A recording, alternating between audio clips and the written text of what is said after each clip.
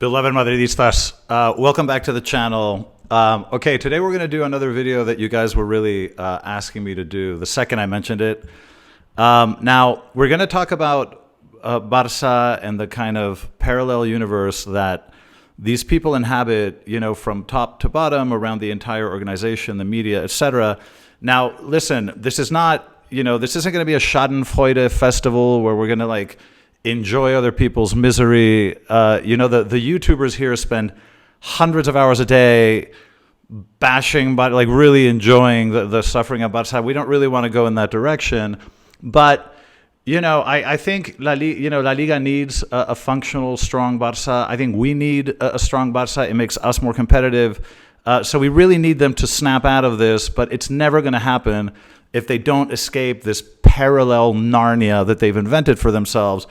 And that's what we're going to talk about today. So again, don't get me wrong, I despise Barca. If they ever beat us in a Champions League final, it could possibly end my life. So don't get me wrong. But we're going to come at this from a different angle, okay? We're not here to enjoy their suffering. We're here to sort of guide them out of this parallel universe that they inhabit. So thanks for joining me. This is going to be fun. Let's get started.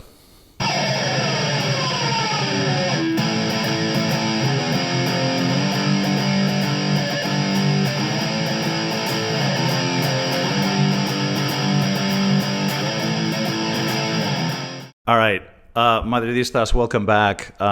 Okay, let's talk about, you know, you may have heard the term, people in this press here use the term Narnia a lot to kind of describe just the narratives that Barca has kind of creates for themselves. So I want to talk about it because it is a serious matter, and I don't see this club ever getting their shit together if they don't acknowledge reality. And the critical problem that permeates all of this is just simply a denial of reality. There's always a reason, an excuse, a narrative. I mean, this is a club that has professionalized the use of narratives in order to justify and cover problems. And, you know, the only way to snap out of it is to really kind of embrace reality and stop sort of making excuses and inventing stories. So, listen, we need to start.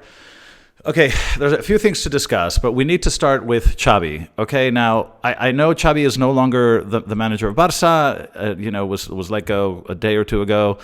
But a lot of the stuff that he's said, you know, regularly after matches and press conferences is just so exemplary and illustrative of what I'm talking about. So let's start with, okay, I mean, off the top of my head, came up with 14 of the best excuses Xavi has ever mentioned. Now, these are said in press conferences, and you can Google them, so I'm not making any of this up. But these are the examples of sort of Xavi excuses, all right? We'll run through them quickly. Number one, that his players are very affected by the press. You know, they're young, and, you know, they're impressionable, and it's far, you know, if they don't play well sometimes, it's because they feel so much pressure from the press. Okay, all right. Well, that's one. He said it. You can look it up. Number two, the sun. His players don't like the sun. His players are, you know, find it difficult to play with the sun in the sky, okay, because the sun only shines on them. Okay, number three, dry grass. So the grass is too dry. So if they don't put the sprinklers on at halftime or before the match, it affects only their players. Okay. Number four, they have very bad luck in draws.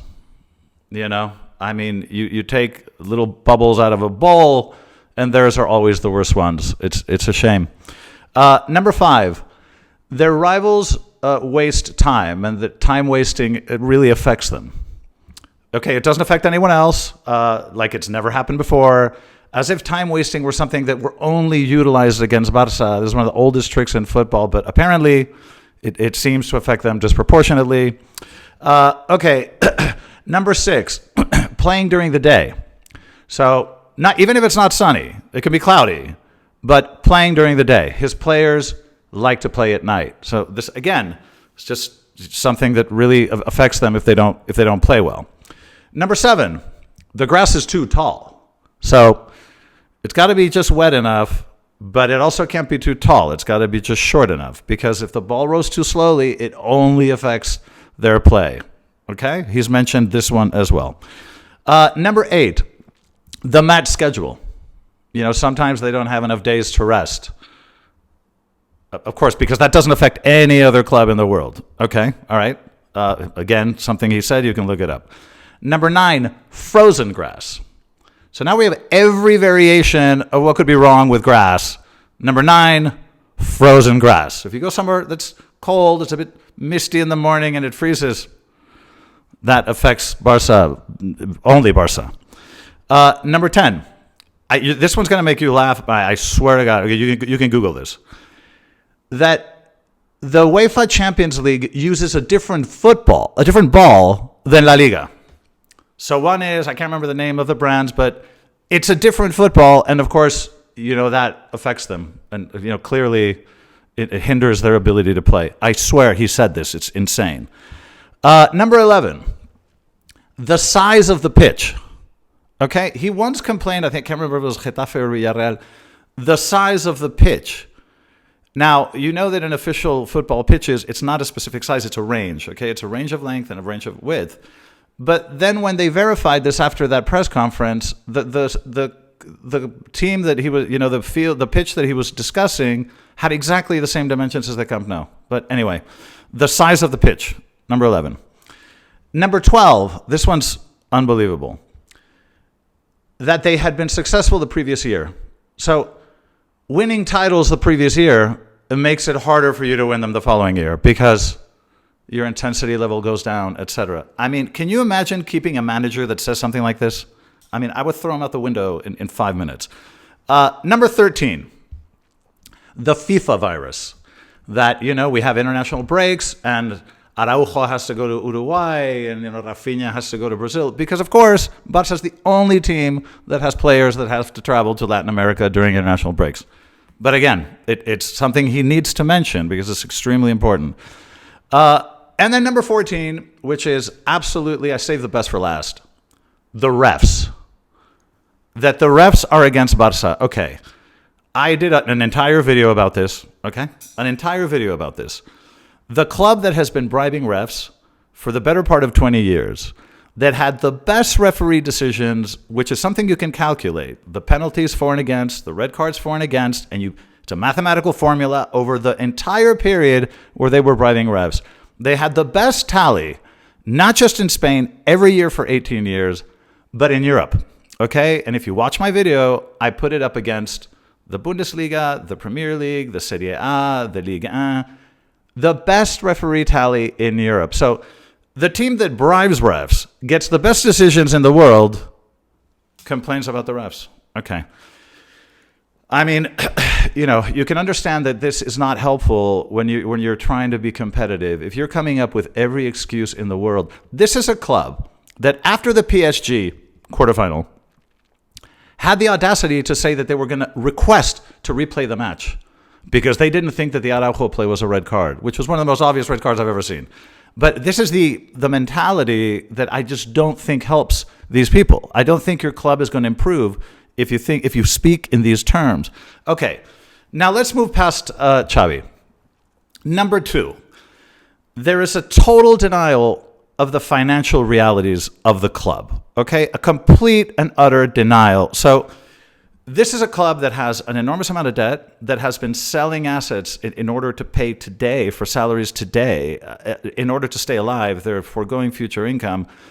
And the press around, by the way, a lot of the stories that come out in, you know, Sport and Mundo Deportivo, these things are leaked by Barca management. So there's like a little collusion of what narrative we're going to sell.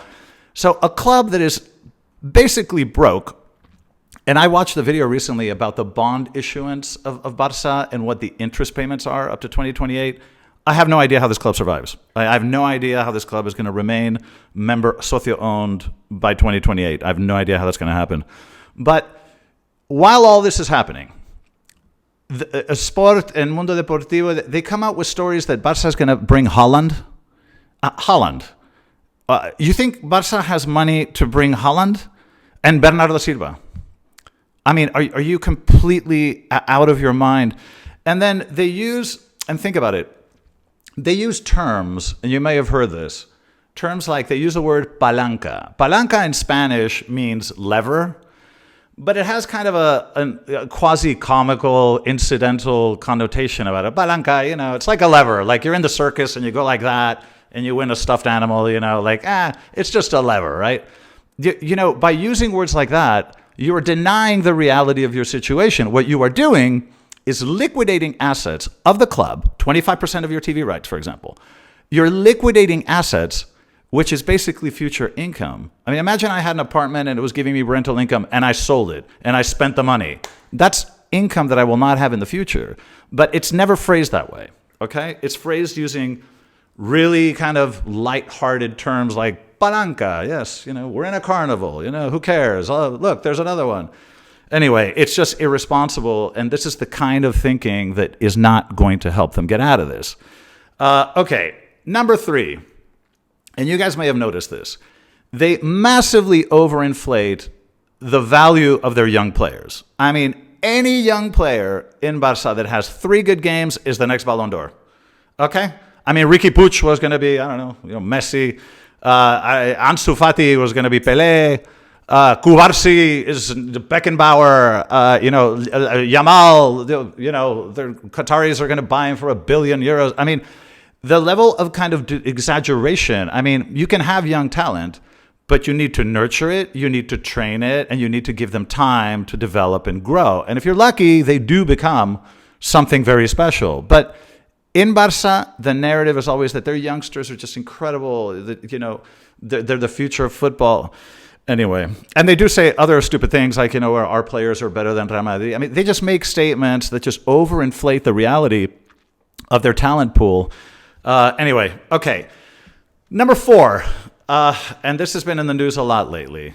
Barca speaks as if rules don't apply to them, okay? Like rules don't apply. So, for example, player contracts. Player contracts, nah, you guys, I've mentioned this in a previous video. You know what they did to Frankie de Jong and what they did to Dembele? So when they want to spit a player out because his salary is too high and they can't afford him anymore, they literally tell the player, okay, and they do it through the press, which is very manipulative and conniving.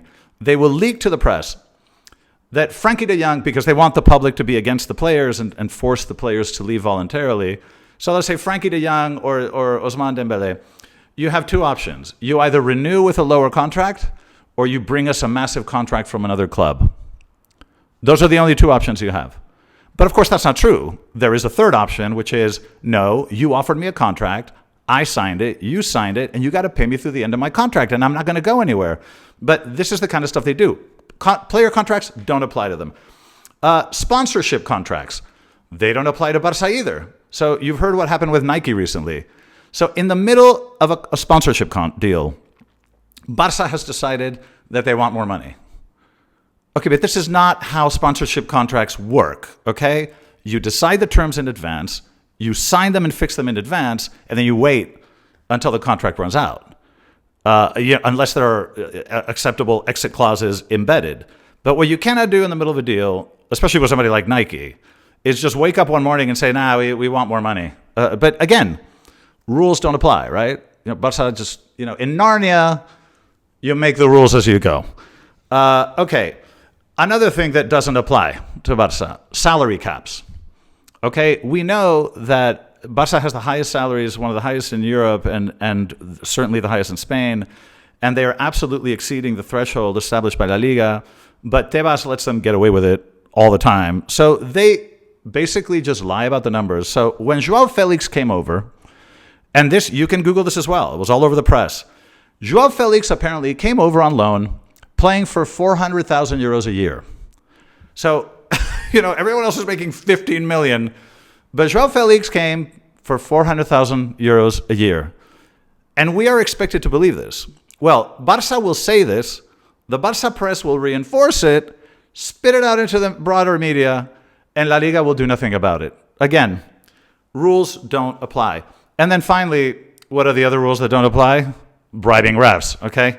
Because when they were caught and they admitted to making the payments, well, we're getting consulting reports and, they just invent an excuse because, hey, it's okay to send money to refs. Anyway, okay, so rules don't apply. Number 5, and this is the most irritating myth of all, but when you live in Narnia, anything you want to believe is true. Number 5, the style myth. They invented football. Football did not exist until, Iniesta and Xavi and Messi invented it. I mean, they had one very, very good generation, which I had the privilege and honor of watching play. But you didn't invent football, and that lasted 5 years. So, I mean, please calm down, okay? Like, you did not, this narrative that they play unbelievable football and it's just incredible and they refuse to play any other way. Well, that's not what I'm saying, because you look at the last couple of years, Barca, and all they do is cross balls into the box, hoping it'll bounce off Lewandowski's head. So that's not tiki-taka, that's not majestic, that's not Cruyffism and all this nonsense. So this nonsense that you invented football and beautiful play, sorry, okay? This sport is about winning, and you need to remember that, okay? But in Narnia, you can survive without winning and still feel like, you're happy. Okay. Basically, to sum all of this up, you cannot improve if you don't have self-awareness and self-criticism. And I can tell you that the culture of Real Madrid, which I've known since I was a kid, is the absolute polar opposite of that. We are 100% about accountability. We whistle our players when they play like shit. We're the ones that spit managers and presidents out if they don't do their job. This is, we are self-critical, and the only way to stay at the top and the only way to be competitive and to improve is to be self-critical of yourself and to be the first person to recognize your weaknesses and to try to correct them. So Barca needs to escape Narnia. They need to come back to reality, to acknowledge the shortcomings of the club, whether it's at the sporting level, organizational level, at every level, but stop with the narratives. Because listen, the world of football wants a healthy Barca. As much as I despise them, I want a competitive Barca. But that's never going to happen if they don't escape this little bubble they've created. Okay, guys, I wanted to share that with you. I hope you enjoyed it. We're getting ready for the Champions League final. I'm going to bring you guys at least 1 or 2 previews because we need to start building up to that. And we need to make sure that we really understand who we're playing and what that match is going to be like. So that'll be the next videos. Again, thanks for joining me. Thanks for subscribing and all the comments. I'll see you guys in the next video. And as always, a la Madrid.